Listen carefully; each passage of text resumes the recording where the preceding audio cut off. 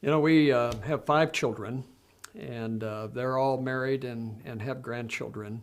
And so we've kind of gone through the parenting process, and we now have an opportunity to see our children as adult children and ask the question, how did they do? Dr. Howard Hendricks says that you don't know whether you've been successful as a parent until your children have raised their children.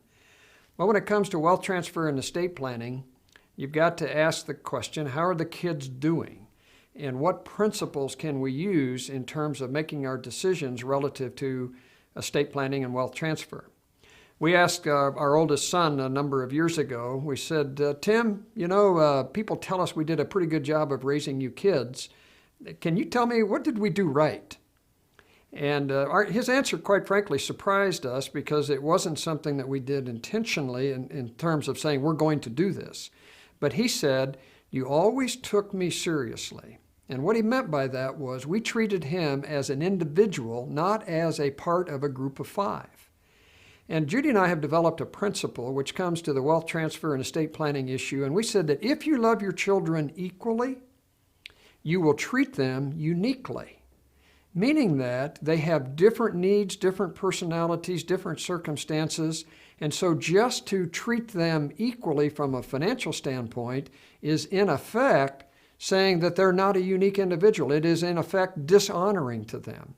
We believe, and what we've communicated to our children, that because we love them equally, we're going to meet the needs that they have, we're going to help them as they have needs, and we're going to help them uniquely, which means that if we've got a child who has a particular need, maybe it's a handicapped child or something, we have a single mom daughter, for example. Well, she has needs that are far different than her other siblings. And whatever we do for her, the other siblings understand that it doesn't mean we're going to do the same thing for them. Why? Because we love them equally and we're going to treat them as individuals.